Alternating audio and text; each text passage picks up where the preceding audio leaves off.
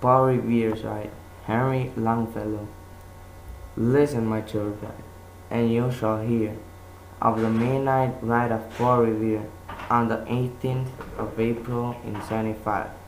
Hardly a man is now alive who remembers that famous day and year. He said to his friend, "If the British march by land or sea from the town tonight, hang a lantern aloft in the belfry arch of the North Church Tower as a signal light, one if by land and two by sea, and I on the opposite shore will be, ready to ride and spread the alarm through every Middlesex village and farm, for the country folk to be up to arm." And then he said, "Good night," and with muffled oar silently rowed to the Charlestown shore. Just as the moon rose over the bay, where swinging wide at the moorings lay the sunrise British man of war, a phantom ship, with each mast and spar across the moon like a prison bar, and a huge black hulk that was magnified by its own reflection in the tide. Meanwhile, his friend through alley and street wanders and watches with eager ears, till in the silence around him he hears the muster of men at their barrack door, the sound of arms and the tramp of feet, and the measured tread of the grenadiers, marching down to their boats on the shore. Then he climbed to the tower of the church, up wooden stairs with stealthy tread, to the belfry chamber overhead, and startled the pigeons from their perch on the sombre rafters that round him made masses and moving shapes of shades, by trembling ladder, steep and tall, to the highest window in the wall, where he paused to listen and look down a moment on the roof of the town, and the moonlight flowing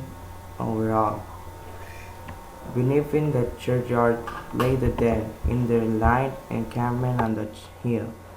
wrapped in silence so deep and still that he could hear, like a sentinel's tread, the watchful night wind as he went, creeping along from 10 to 10, and seemed to whisper, "All is well." A moment only he feels in the spell of the place and the hour, at the secret dread of the lonely belfry and the dead, for suddenly all his thoughts are bent on a shadowy something far away, where the river widens to meet the bay, a line of black that bends and floats on the rising tide like a bridge of boats. Meanwhile, impatient to mount and ride, booted and spurred with a heavy stride, on the opposite shore walked Paul Revere. Now he patted his horse's side, now gazed on the landscape far and near,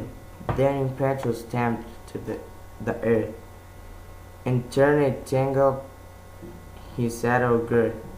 But mostly he watched with eager search the belfry tower of the Old North Church,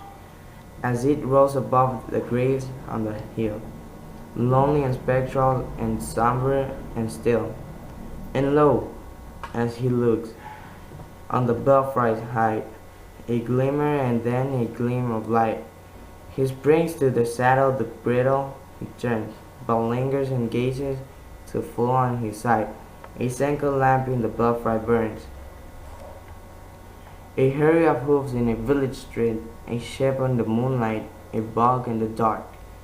and beneath from the pebbles in passing a spark,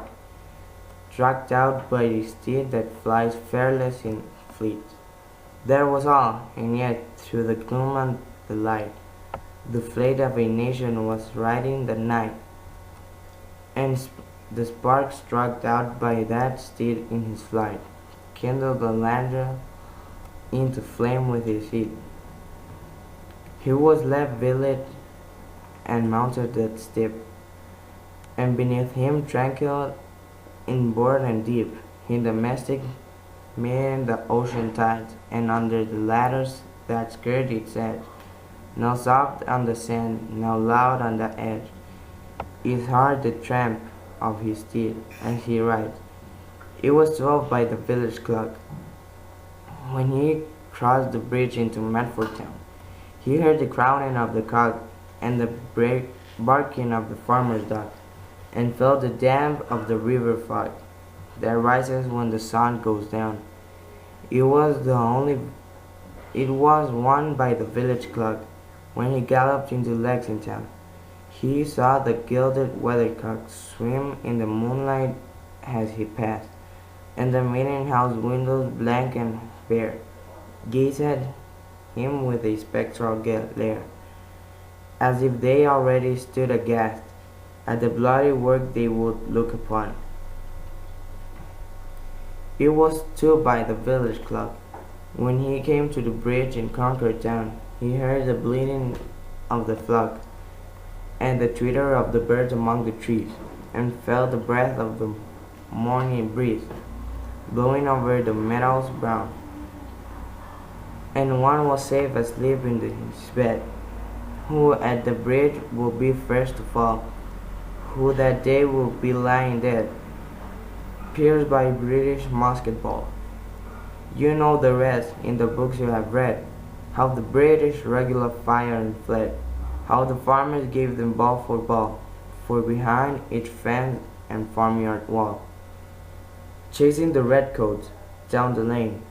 then crossing the fields to emerge again under the trees at the turn of the road, and only pausing to fire and load. So through the night rode Paul Revere, and so through the night went his cry of alarm to every Middlesex village and farm, a cry of defense and not of fear, a voice in the darkness and knock at the door, and a word that shall echo forevermore. For borne on the night wind of the past, through all our history to the last, in the hour of darkness and peril near, the people will waken and listen to hear the hurrying hoofs beats of that steed and the midnight message of Paul Revere.